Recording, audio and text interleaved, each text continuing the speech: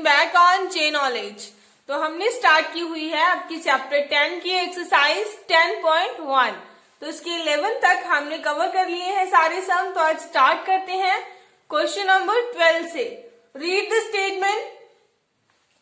To sides of triangle are 12 centimetre and 14 centimetre. एक triangle है जिसकी दो साइड्स क्या है, एक 12 सेंटीमीटर है और एक क्या है 14 सेंटीमीटर है, और थर्ड साइड हमें नहीं पता। Parameter of triangle is 36 centimetre. What is the third side? तो हमें पैरामीटर गिवन है, कितना है 36 सेंटीमीटर। तो थर्ड साइड हमें फाइंड करनी है। तो इसमें हम क्या करेंगे, थर्ड साइड को लेट कर लेंगे खुद से ही। Let the third side, let the third side is, अब ये क्या है 14 सेंटीमीटर, तो हम क्या करेंगे x मान लेंगे उसको खुद से ही, x सेंटीमीटर। हमें नहीं पता क्या है, हमें ये निकालनी है। तो हमें दे क्या रखा है, हमें दे रखा है पैरामीटर। तो पैरामीटर ऑफ ट्राइंगल हमें पता है क्या होता है, sum of all the sides, sum of all the sides. तो पैरामीटर कितना दे रखा है यहाँ पे 36। पैरामीटर के नीचे हम लिखेंगे 36 क्योंकि 36 हमें गिवन है। Is equals to sum of all the sides. दो साइड्स कौन सी हैं, 12 सेंटीमीटर एंड 14 सेंटीमीटर। तो 12 प्लस 14, और थर्ड साइड हमने खुद से ही मान ली है कि वो x है, हमें नहीं पता कि वो क्या है, तो हमें वो निकालनी है। क्लियर? सो x को हम यही रखेंगे, इनको ऐड करो, ये क्या हो गया 26 प्लस x, किसके इक्वल है 36 के।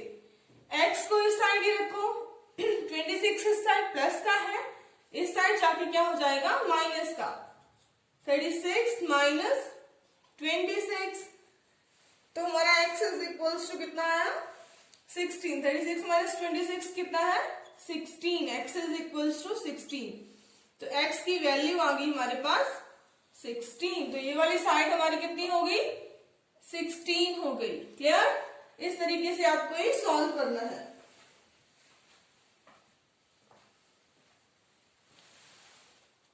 नेक्स्ट स्टेटमेंट रीड करते हैं। Find the cost of fencing a square park of side 250 metre. एक स्क्वायर पार्क है जिसकी एक साइड हमें दे रखी है 250 मीटर। हमें पता है कि स्क्वायर की सारी ही साइड्स क्या होती है, इक्वल होती है। तो ऑल साइड्स कितने की होंगी 250 मीटर्स की। क्या फाइंड करना है, कॉस्ट ऑफ फेंसिंग। फेंसिंग क्या होती है, ये एक पार्क है, पार्क के चारों ओर आपको एक भाड़ बनानी है, मीन्स एक तार लगानी है एट द रेट ऑफ ₹20 पर मीटर। तो उन्होंने बोल रखा कि उस तार को लगाने का अगर आप 1 मीटर तार लगा रहे हो तो आपको कितना खर्चा आ रहा है 20 रुपए। तो आपको कॉस्ट फाइंड करनी है पूरे पार्क के चारों ओर तार लगाने की। क्लियर? तो उसके लिए सबसे पहले हमें क्या पता होना चाहिए, इसकी बाउंड्री कि सारी बाउंड्रीज कितने मीटर की है। उसके लिए हम क्या निकालेंगे, पैरामीटर। सबसे पहले लिखो साइड 250 मीटर, और पैरामीटर ऑफ स्क्वायर का फॉर्मूला आपको पता है क्या होता है, perimeter of square 4 into side, 4 into side, 4 into 250 metre. Multiply करो, 25 चौका 100 और 0 का 0, कितना है 1000 मीटर। 1000 मीटर आपका क्या है पैरामीटर की। पूरा जो है बाउंड्री वो कितनी है 1000 मीटर की है। सो कॉस्ट फाइंड करते हैं। कॉस्ट ऑफ फेंसिंग पर मीटर कितनी है, कॉस्ट ऑफ फेंसिंग 1 मीटर। अगर हम 1 मीटर को फेंस करें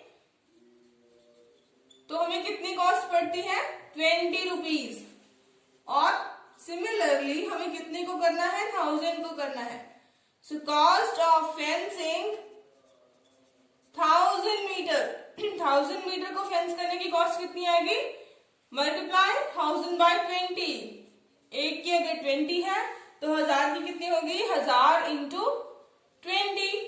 तो ये कितना हो गया आपका 20,000। तो इतना आपका खर्चा आएगा इस पार्क के चारों ओर फेंसिंग बनाने का। क्लियर?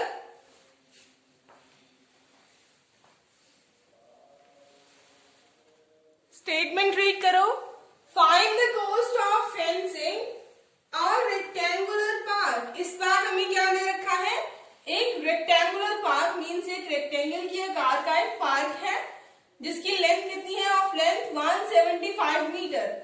इसकी लेंथ है, लंबाई है 175 मीटर एंड ब्रेड कितनी है? 125 metre at the rate of ₹12 per metre. Same ही करना है, हमें क्या लगानी है? रेक्टेंगुलर पार्क के चारों ओर तार लगानी है जिसका 1 मीटर को लगाने का खर्चा हमें कितना आ रहा है? कॉस्ट कितनी आ रही है? ₹12 आ रही है।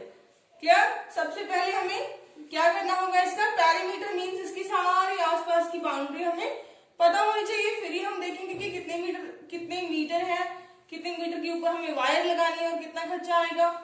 सो पहले लिखो लेंथ कितनी है? 175 मीटर। देन लिखो ब्रेड्थ, तो ब्रेड्थ कितनी है? 125 मीटर। नेक्स्ट हमें निकालना है क्या? पेरीमीटर। तो पेरीमीटर ऑफ रेक्टेंगल का हमने फॉर्मूला कर रखा है। क्या फॉर्मूला है पेरीमीटर ऑफ रेक्टेंगल का? 2 multiply length plus breadth.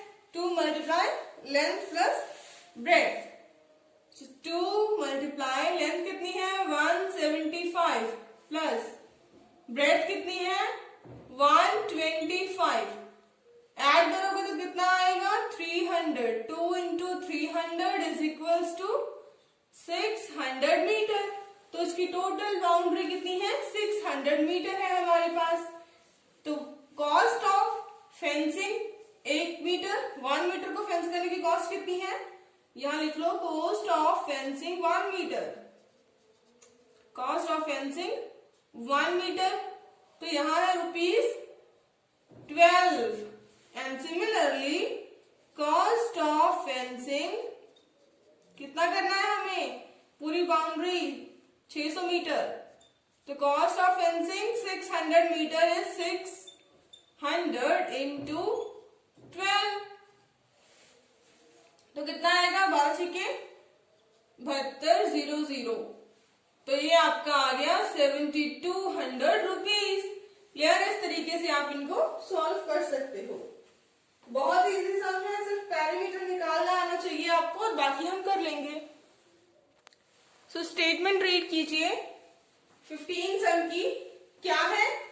Sweety runs around a square park of side 75 metre. एक लड़की है जिसका नाम स्वीटी है, वो एक स्क्वायर पार्क के चारों ओर भागती है जिस स्क्वायर पार्क की एक साइड कितनी है? 75 मीटर। सेकेंड हमें दे रखा है Bulbul runs around a rectangular park of length 60 and breadth 45 metre. फिर एक दूसरी लड़की है बुलबुल जो एक रेक्टेंगुलर पार्क के चारों ओर भागती है जिसकी साइड कितनी है? 60 मीटर, लेंथ 60 मीटर है और ब्रेड्थ कितनी है? 45 मीटर। देन हमने पूछ रखा है कि हु कवर लेस डिस्टेंस, कि चारों ओर चक्कर लगाने के बाद सबसे कम दोनों में से कम डिस्टेंस किसने कवर किया। तो उसके लिए तो हमें क्या पता होनी चाहिए? Total distance means boundary. तो उसके लिए हम पेरीमीटर निकालते हैं। Clear? So distance covered by Sweety is equals to covered by Sweety किसके इक्वल होगा? Perimeter of square. Perimeter of square, तो हमें यहाँ पे पेरीमीटर ऑफ स्क्वायर पता करना है। तो पेरीमीटर ऑफ स्क्वायर क्या होता है? फॉर्मूला पेरीमीटर ऑफ स्क्वायर हमें पता है। Perimeter of square is equals to 4 into side. Side कितनी है यहाँ पे? 75। सो 4 इंटू 75 कितना आएगा? मल्टीप्लाई करेंगे तो इसका आएगा 300 मीटर। नेक्स्ट हमें निकालना है बुलबुल का डिस्टेंस कवर्ड, ये स्वीटी का इतना डिस्टेंस है टोटल। तो distance covered by Bulbul, distance covered by Bulbul is equals to perimeter of this rectangle perimeter of rectangle. So rectangle का पेरीमीटर हमने किया हुआ है विद फॉर्मूला, कितना होता है 2 multiply length plus bread. 2 multiply length कितनी है 60 प्लस ब्रेड कितनी है 45। तो ये आपका कितना आएगा 5 का 5 6 और 4 10 2 इंटू 105 मल्टीप्लाई करेंगे कितना आएगा आपका 105 को 2 से मल्टीप्लाई करो, ये आएगा आपका 210 मीटर। 210 मीटर। सो अब देख लो दोनों में से किसने कम डिस्टेंस रन किया है। इसने 300 मीटर का, इसने 210 मीटर का। सो हम कह सकते हैं क्या, we can say that Bulbul runs less distance. तो लास्ट में आपको लिख देना है, क्या लिख देना है, बुलबुल रन्स लेस डिस्टेंस। तो हमसे कम वाला डिस्टेंस पूछा गया था, तो वो बुलबुल का है। सो इस तरीके से आप इस सम को करोगे। नेक्स्ट चलते हैं।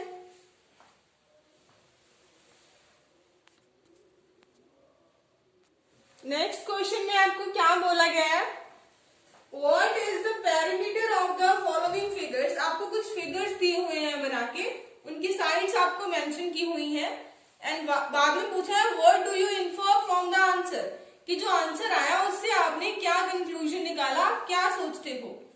ठीक, तो ये सारे फिगर्स आपको दिए हैं, इनका पेरीमीटर निकालेंगे। ये हमें पता है सारी साइड्स क्या है, इक्वल है। तो ये क्या है, एक स्क्वायर। स्क्वायर का पेरीमीटर 4 इंटू साइड 4 इंटू 25 कितना आ गया 100 सेंटीमीटर। इसकी एक साइड लंबी है, लेंथ है 30 और एक है छोटी तो ब्रेड्थ है 20। तो ये क्या है, रेक्टेंगल है। रेक्टेंगल का पेरीमीटर क्या होता है 2 मल्टीप्लाई लेंथ प्लस ब्रेड।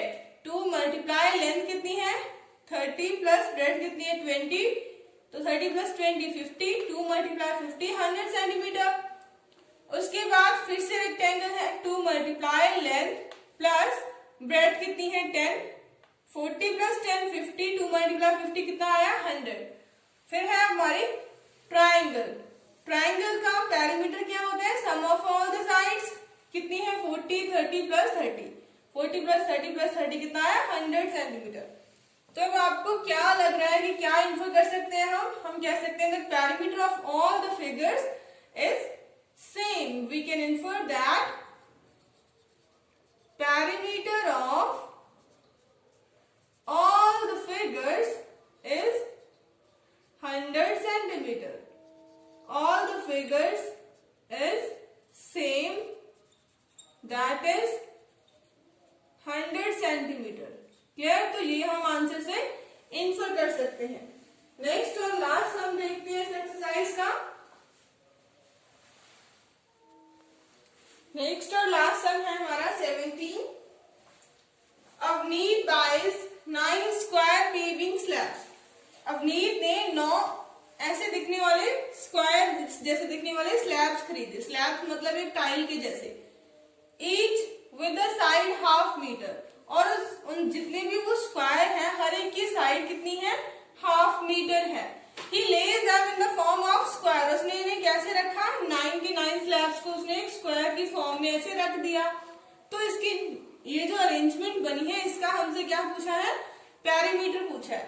तो हमें अब तक क्या इस स्क्वायर की साइड नहीं पता है, तो हमें पहले सबसे पहले इसका पेरीमीटर निकालने के लिए इसकी साइड निकालनी होगी। लेकिन हमें क्या पता है कि एक स्क्वायर की साइड कितनी है हाफ मीटर और हाफ मीटर। तो अगर हम इन तीनों को क्या कर दें, ऐड कर दें, तो हमारे पास क्या आ जाएगी इसकी एक साइड। और ऑल साइड्स क्या होती है स्क्वायर की इक्वल होती है। तो निकालते हैं side of square, half plus half plus half. LCM के लिए हम क्या करते हैं, अगर नीचे सेम हो तो इसको एक बार लिखते हैं और ऊपर वाले तीनों को क्या करते हैं ऐड करते हैं, 1 प्लस 2 1 और 1 2 और 1 3। तो ये एक साइड कितनी आ गई हमारी 3/2। तो बस पेरीमीटर निकालना अब तो इजी है। तो पेरीमीटर ऑफ स्क्वायर क्या होता है 4 इंटू साइड। सो 4 मल्टीप्लाई साइड, साइड हमारी कितनी आई है 3/2, so 2 2 जा 4, 3 2 जा 6, तो 6 मीटर क्या आया हमारा इस अरेंजमेंट का पेरीमीटर आ गया। क्लियर? नेक्स्ट पार्ट देखते हैं इसका। नेक्स्ट देखिए, अब उसने तो स्क्वायर के जैसे रखी थी सारी स्लैब्स, अब ये भी 9 ही स्लैब्स है, 2 4 6 8 और 1 9। तो अब श्री जो है उसे ये अरेंजमेंट पसंद नहीं आई स्क्वायर वाली, तो उसने उसकी वो सारी स्लैब्स उठाई और उनको ऐसे क्रॉस की फॉर्म में लगा दिया। तो अब इसका पेरीमीटर हमसे पूछा जा रहा है। क्लियर? सो अभी हमें क्या पता है, हमें पता है कि हर स्क्वायर की, हर छोटे स्क्वायर की साइड कितनी है, हाफ हाफ हाफ है, तो वो हमने लिख ली। तो अब इसका पेरीमीटर निकालने के लिए हमें क्या करना पड़ेगा, सम ऑफ ऑल द साइड। तो हमें सम ऑफ ऑल द साइड्स करना है, लेकिन हाफ हाफ हाफ, इतने सारे हाफ का सम हम कैसे करें? तो उसके लिए हमने क्या किया, हमें पता है कि हाफ प्लस हाफ क्या होता है, 1 होता है। तो अगर इनको ऐड करेंगे तो ये वाली साइड कितनी आ जाएगी हमारी, ये 1 आ जाएगी। तो मतलब ये वाली ये सारी कितनी है, 1 1 की है। तो काउंट कर लो कि ये कितनी साइड्स है जो 1 1 की है, और इनको ऐड करते चलो साथ के साथ। 1, ये भी 1 की है, ये भी 1 की है, ये भी 1 1 1 1।